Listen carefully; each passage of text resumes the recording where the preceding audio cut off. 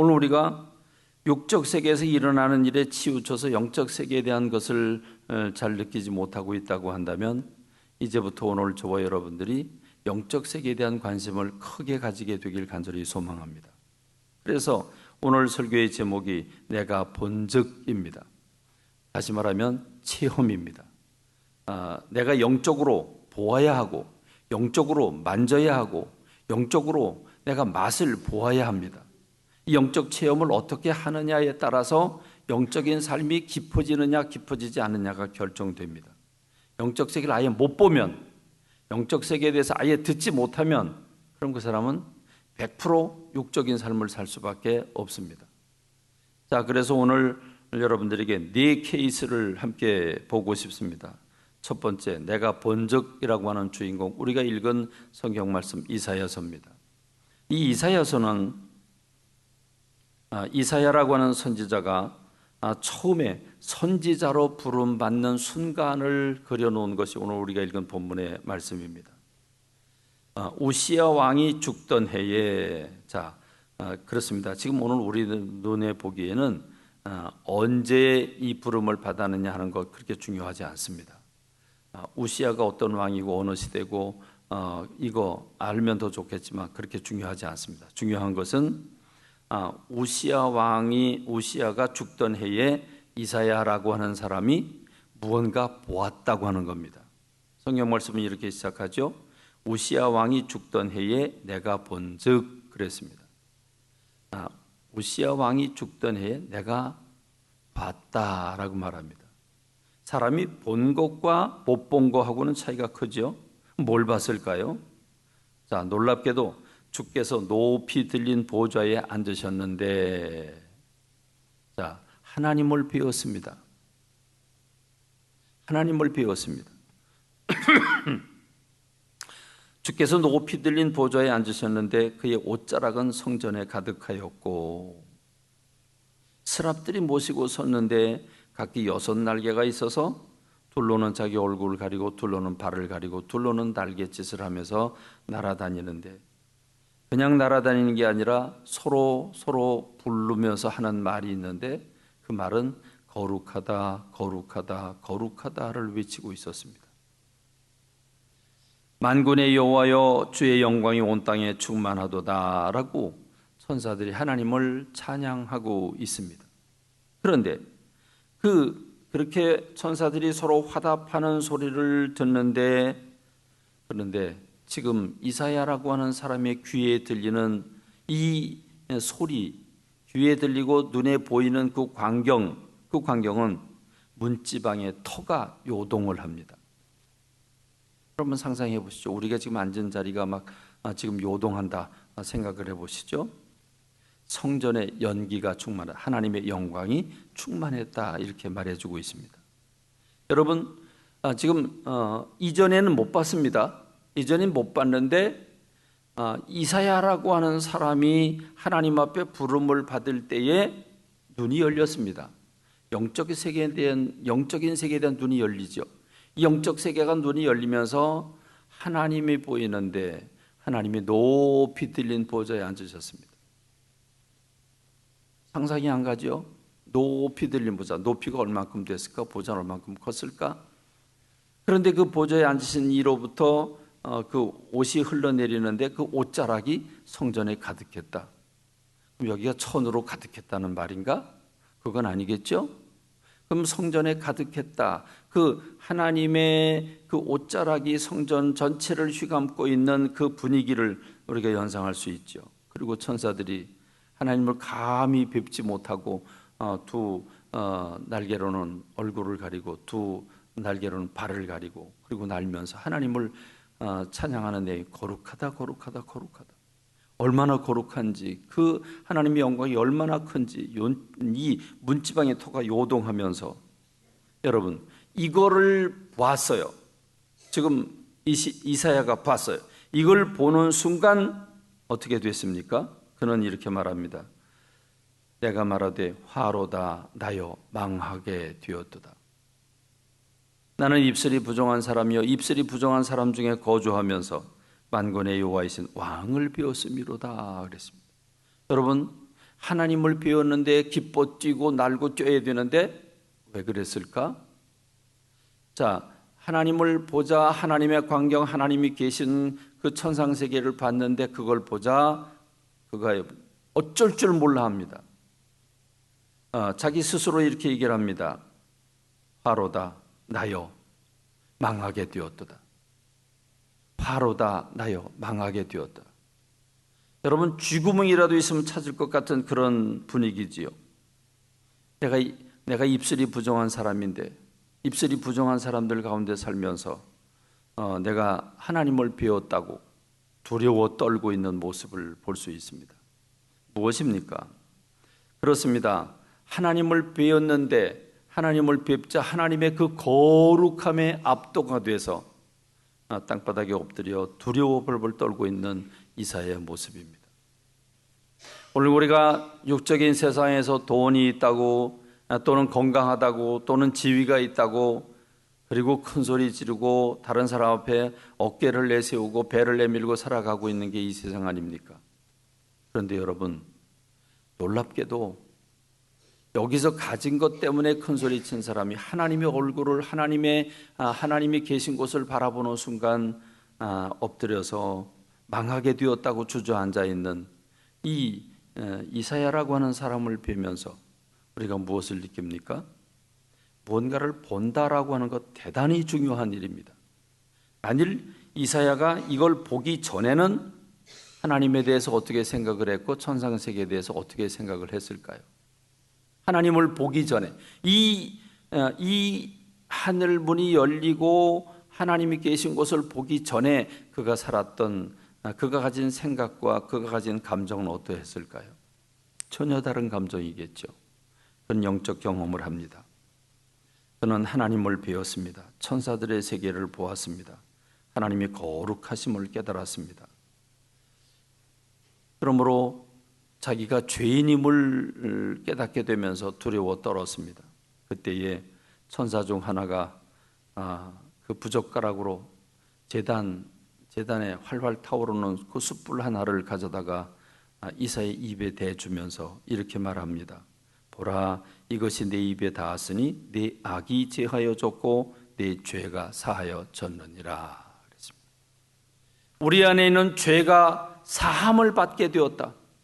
악에서 악이 제거가 되고 사함을 받았다. 죄가 사함을 받았다. 그 영혼이 얼마나 기뻐 뛰게 되겠습니까? 그때 비로소 하나님을 배울 수 있었을 것입니다. 그리고 주님이 말씀하십니다. 내가 누구를 보내며 누가 우리를 위하여 갈고 주여 제가 여기 있나이다. 제가 가겠습니다. 라고 대답을 합니다. 하나님을 배웠고 그 죄를 탕감받은 그 이사야가 누가 나를 위해서 이 세상에 갈 것인가 말할 때 제가 가겠다고 대답하는 그 이사야를 보면서 오늘 우리가 영적 세계를 보고 영적 세계에 대해서 듣고 영적 세계에 대해서 아는 만큼 하나님 앞에 설 수 있다는 사실을 기억하는 저와 여러분이 되길 간절히 소망합니다. 두 번째로는 에스겔입니다. 에스겔이라고 하는 사람은 어떻게 하나님을 영적 경험을 했을까? 에스겔서 1장 1절로 3절에 보면 30째 해 넷째 달 초다새에, 그러니까 30째, 지금 이 30째라고 하는 것은 에스겔이라고 하는 사람이 그 나이를 가리키는데 30살 되는 해에 4월 5일이죠. 4월 5일. 이 30살 되는 해 4월 5일에 내가 그발 강가 사로잡힌 자 중에 있을 때에 그의 상황이 어떤 상황입니까? 지금 바벨론의 포로로 끌려가서 포로로 있는 그런 상황 중에 강가에 있었는데 그때 하늘이 열리며 하나님의 모습이 내게 보이니 여호야긴 왕이 사로잡힌 지 5년 그달 초다새라 얘기를 합니다. 자, 이 에스겔이라고 하는 사람이 이스라엘 땅에 있다가 바벨론이 쳐들어와 가지고 그 포로로 끌려가서 지금 바벨론에 살고 있는데 어느 날 강가에 사로잡힌 자, 포로된 여러 사람들이 함께 있었는데 그때 에스겔이 경험을 합니다. 하늘이 열립니다. 하늘이 열립니다. 어떻게 열렸을까요? 스르륵 열렸을까요? 갑자기 탁 열렸을까요? 모르겠어요. 그렇죠? 그건 모르겠는데 하늘이 열려요. 하늘이 열리고 하나님의 모습이 보입니다. 그럼 하나님의 모습이 어떠했습니까? 이 하나님의 모습은 조금 전에 본 이사야라고 하는 사람이 본 모습, 이사야는 높이 들린 보좌에 하나님의 모습은 보이지 않고 하나님의 옷자락만 성전에 가득하고 천사들의 모습을 보았는데, 에스겔은 어떻게 하나님의 모습을 보았을까? 에스겔서 1장 26절로 28절에 보면 궁창 위에 보좌의 형상이 있는데 그 모양이 남보석 같고 그랬습니다. 남보석 보신 적이 있으십니까? 남보석. 저는 뭐 상상만 할 뿐이지 본 적이 없으니까. 근데 아마 남보석이라고 그랬으니까 남색깔 띠는 보석이라고 보면 되겠죠. 그러니까 파란 빛을 띤 보석이라고 볼 수 있을 겁니다. 자, 그런데 그 보좌 형상 위에 한 형상이 있어 사람의 모양 같더라. 그러니까 보좌의 모습이 보이고 그 보좌 위에 사람의 모양 같은 분이 계시는데, 내가 보니 그 허리 위의 모양은 단쇠 같아서 그 속과 주위가 불 같고, 자, 허리 이상의 모양을 보니까 활활 타오르는 불덩이 같았다 그 말입니다. 단쇠, 시뻘겋게 달아있는 쇠 같은 모습이죠. 내가 보니 그 허리 아래의 모양도 불 같아서 사방으로 광채가 나며 그 사방 광채의 모양은 비 오는 날 구름에 있는 무지개 같으니 이는 여호와의 영광의 형상의 모양이라 그랬습니다. 그러니까 에스겔이 본 하나님은 이사야가 본 하나님보다 좀 더 구체적으로 밝히고 있는데, 하나님의 영광의 모습을 보았습니다. 구체적으로 이목구비가 뚜렷한 그런 하나님을 본 것이 아니라 하나님의 그 모양에서 나오는 광채를 보았습니다. 그게 빨간 불인지 퍼런 불인지 우리가 그건 자세히 알 수 없지만 거기서 광채가 나는 그런 하나님의 영광을 보게 된 것입니다. 그렇습니다. 기가 막히죠? 여러분, 모세가 하나님과 그렇게 가까이 대면하던 사람이 모세인데, 그 모세가 하나님의 영광을 보여달라고 했을 때, 네가 나를 보면 넌 죽는다. 그러니까 내가 뒷모습만 보여준다. 그렇게 말씀하셨는데, 그 뒷모습만 본 그 모세라고 하는 사람의 얼굴에서 하나님의 광채가 나서 사람들이 그를 쳐다보지 못했습니다. 그래서 수건으로 가렸다라고 말해주고 있지 않습니까? 에스겔이라고 하는 사람은 하나님의 영광의 모습을 바라다 보았습니다. 여러분, 그게 그냥 불덩어리고 그게 그냥 빛이 아니고 그 하나님의 영광이 빛으로 보인 것인데, 그 하나님의 영광을 친히 인간의 눈으로 그 영적인 눈으로 하나님의 영광의 모습을 보았다. 그럼 그걸 에스겔이라고 한 사람이 그 보는 그 순간에 그 심장이 어떻겠습니까? 그의 느낌이 어떠했을 것입니까? 그의 감정이 어떠했을까요? 여러분 생각해 보십시오. 아마 가슴이 벌렁벌렁 뛰고 얼마나 흥분했는지를 우리가 느낄 수 있을 것입니다. 그렇습니다. 여러분, 그럴 때 에스겔이 어떻게 반응합니까? 좋아서 깡충깡충 뛰었습니까? 아닙니다. 놀랍게도 에스겔서 1장 28절에 보면 내가 보고 엎드려 말씀하신 이 음성을 들었다라고 말합니다. 엎드립니다. 왜 엎드렸을까요? 하나님의 영광의 광채가 너무 휘황찬란하고 그 거룩하신 하나님의 모습이 그에게 느껴지니까 납작 엎드리게 되지요. 그렇습니다. 그게 에스겔이 본 하나님의 모습입니다. 여러분, 그리고 하나님 말씀이 올려옵니다. 내가 주는 말씀을 받아 먹어라. 그래서 하나님이 두루마리를 주십니다. 그리고 그걸 받아 먹습니다. 받아 먹을 때 얼마나 단지 입에서 꿀 같은데, 근데 속에 들어가서 그것이 창자가 뒤틀리는 고통이 됩니다. 이것을 이스라엘 백성들이 가서 고해라 라고 말합니다. 하나님으로부터 사명을 부여받는 결정적인 순간, 지금까지는 육적인 눈만 가지고 살았는데 에스겔이라고 하는 사람이 포로 생활하면서 어쩌면 낙심하고 좌절하고 우리나라는 어떻게 될까? 내 인생은 어떻게 될까? 나는 여기서 몇 년이나 이렇게 포로 생활을 할까? 그리고 낙심하고 좌절하는 상황 가운데 그가 하나님의 모습을 배우고 하나님이 그에게 말씀을 부어주셔서 그 말씀 받고 이스라엘 백성들에게 전하는 선지자로 일어서게 됩니다. 그렇습니다. 영적 세계를 보는 순간 그의 생각이 달라지고 감정이 달라지고 그의 삶이 100%, 200% 달라졌을 것입니다. 그렇습니다. 이제 세 번째로 하늘이 열리는 광경을 예수님에게서 바라보게 됩니다. 여러분 마태복음 3장에 보면 예수님께서 세례를 받으시는 말씀이 나옵니다.